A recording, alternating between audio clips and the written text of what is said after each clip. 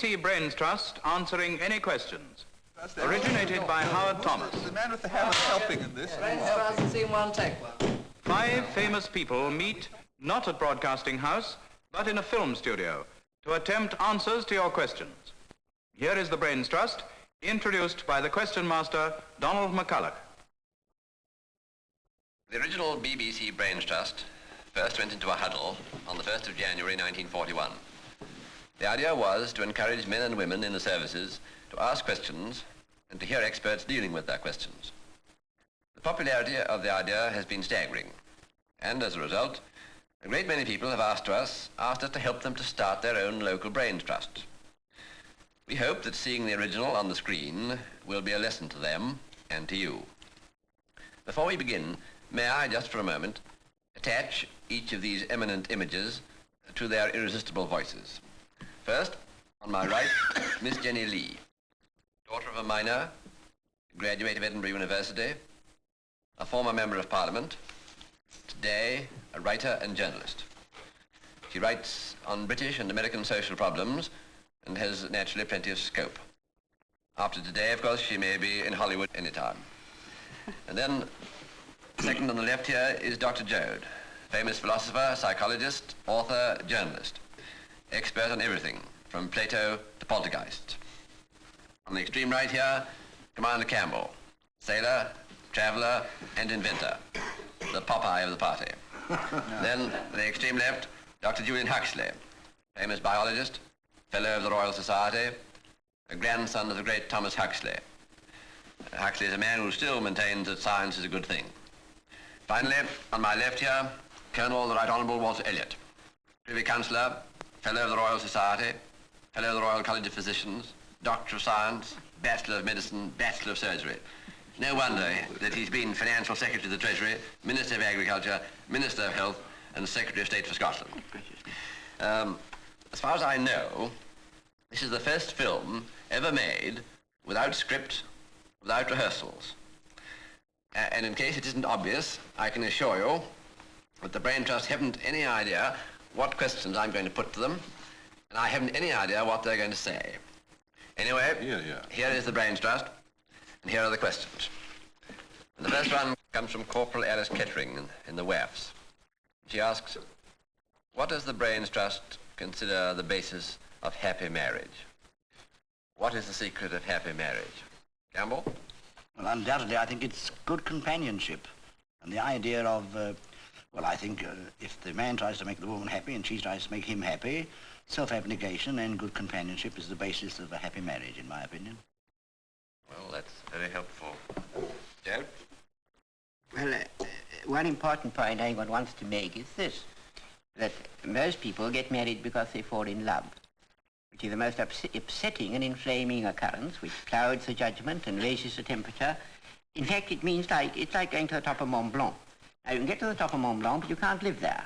Presently, we have to come down and pass the rest of your life going through the pedestrian plains. Well, now, on the pedestrian plains, what do you want? None of the qualities which made you fall in love with each other. What you do, in fact, want, I imagine, I wouldn't like to say community of taste. I would like to say that the woman should be as completely as possible a woman, concerned, that is to say, with housewifely things, looking after a house, making a background for a man, and content to do it. And the man should be doing his job in the world. May I just make a quotation to finish that with? Somebody, I think it was Chesterton, who said that every woman looks at a man in a double aspect. First, as a warrior who must make his way, and secondly, as a child who has lost his way. Now then, from that point of view, a woman who can so regard a man lays a proper foundation for a happy marriage. I think what we've been listening to is a confession, and a confession of failure. I don't think anyone who knows those secrets are going to tell. I've observed that as soon as people start making mechanical recipes for happiness in marriage or any of those sensitive, intimate personal relationships, that soon afterwards they're divorced. Or something happens. I don't think you can lay down rules for that. If we all look at the people we all marry, we're continually surprised, and I don't think there's any generalization. I think Commander Campbell got pretty near it when he talked generally in terms of kindness. But I'm distinctly opposed to Professor Joad's generalizations, which are just the mechanical kind that would make any woman angry with him at once. That's all right. Huxley, perhaps you'd like to launch an attack.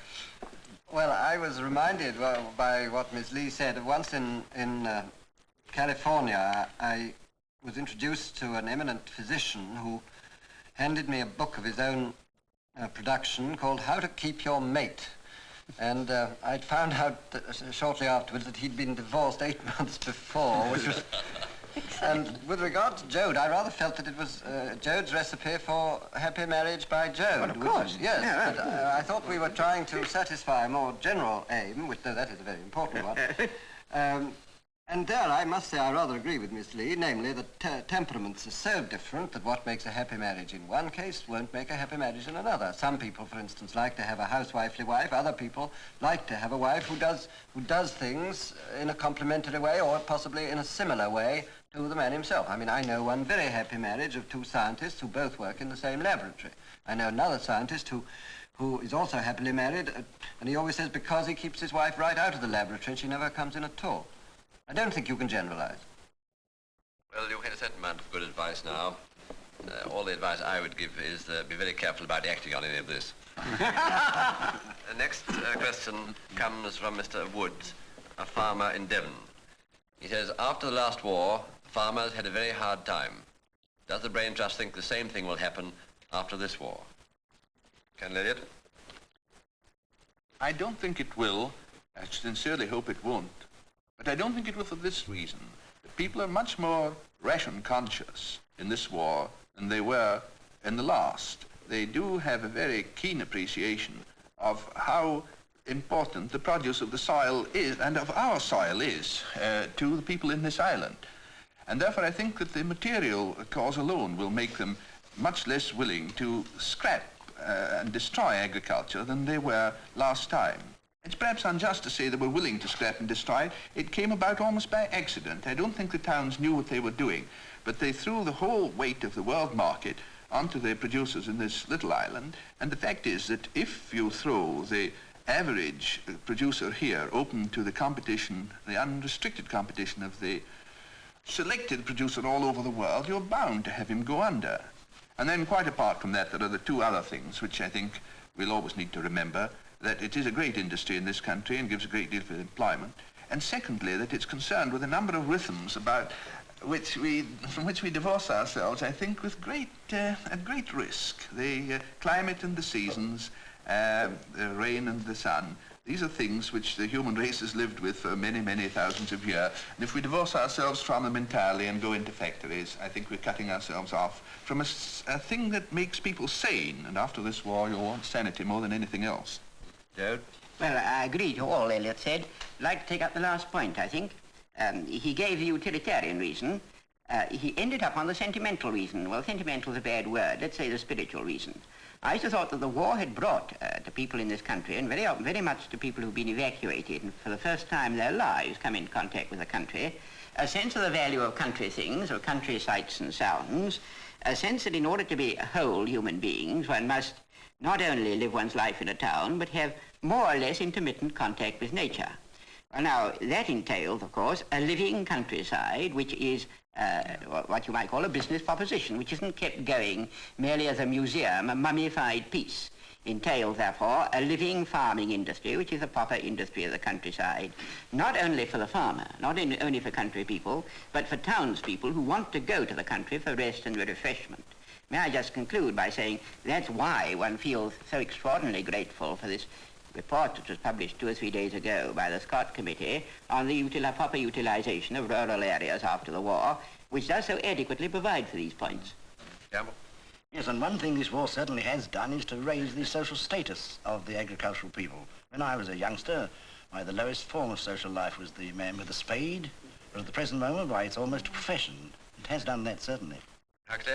Well, I was going to dot Campbell's eye there. I think it's a very important point. We started by talking about farmers having a bad time, and we have said that there's every evidence that they won't have a bad time, but that is included in the land not having a bad time. You can't just think of the producers alone. You've got to think of the whole countryside and very much the agricultural labourer and the amenities of life for the man whose profession, whose job is in the country, and that means a radically, centrally planned Britain. I think that is the point.